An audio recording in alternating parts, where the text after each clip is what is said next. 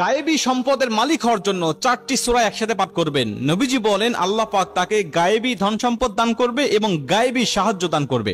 অবাক করা একটা হাদিস, তিরমিজি শরীফের 2895 নম্বর হাদিস। আনাস ইবনে মালিক রাদিয়াল্লাহু তাআলা আনহু হাদিসটা বর্ণনা করেছেন।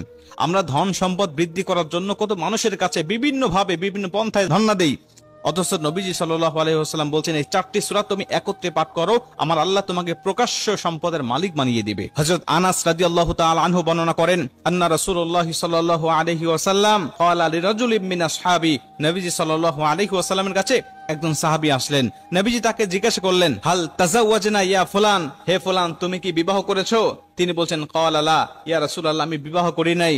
আল্লাহি, আল্লাহর কসম করে বলছি ইয়া রাসূলুল্লাহ, আমি এতটা দরিদ্র, আমি এতটা গরীব, আমি বিয়ে করব এরকম কোন সম্পদ ধন সম্পদ আমার কাছে নাই।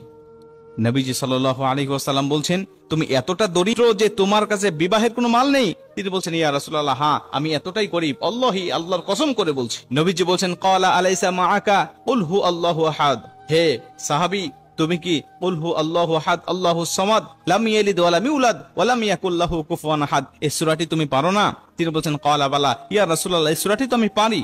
নবীজি আবার বলছেন, ক্বালা আলাইসা মাআকা ইযা জাআ নাসরুল্লাহি ওয়াল ফাত, হে সাহাবী তুমি কি ইযা জাআ নাসরুল্লাহি ওয়াল ফাত ওয়া রাআইতান নাসা ইয়াদখুলুনা ফি দীনিল্লাহি আফওয়াজা ফাসাব্বিহ বিহামদি রাব্বিকা ওয়াস্তাগফির ইন্নাহু কানা তাওয়াবা, এই সূরাটি পারো না? তিনি বলছেন, ক্বালা বালা ইয়া রাসূলুল্লাহ, এই সূরাটিও আমি পারি।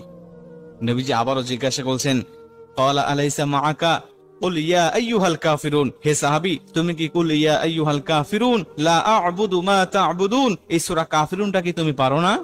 তিনি বলেন, ক্বালা বালা ইয়া রাসূলুল্লাহ, হ্যাঁ আমি এই সূরাটিও পারি। নবীজি সাল্লাল্লাহু আলাইহি ওয়াসাল্লাম আবারও জিজ্ঞেস করেন, ক্বালা আলাইসা মাআকা, হে সাহাবী ইযা যুলজিলাতিল আরদু জিলজালাহা, এই সূরাটি কি তুমি পারো না? তিনি বলেন, ইয়া রাসূলুল্লাহ, এই সূরাটিও তো আমি পারি। নবী সাল্লাল্লাহু আলাইহি ওয়াসাল্লাম বলছেন, তুমি বিয়ে করে নাও আর এই সূরা 4টি তুমি বেশি বেশি তেলাওয়াত করো, এই সূরা 4টি তুমি বেশি বেশি পাঠ করো, আমার আল্লাহ পাক তোমাকে গায়েবী সাহায্য দান করবে, গায়েবী সম্পদের মালিক বানিয়ে দিবে, তুমি সুখময় শান্তিময় একটি জীবন পাবে, তুমি তোমার স্ত্রীকে নিয়ে সুখময় শান্তিময় জীবন পেয়ে সুখে স্বাচ্ছন্দ্যে তুমি জীবন যাপন করতে পারবে। এজন্য আমি আপনাদেরকে বলি, অনেকেই বলে চাকরি বাকরি পাবো, বিবাহ বন্ধনে আবদ্ধ তারপরে হব, এখন হব না।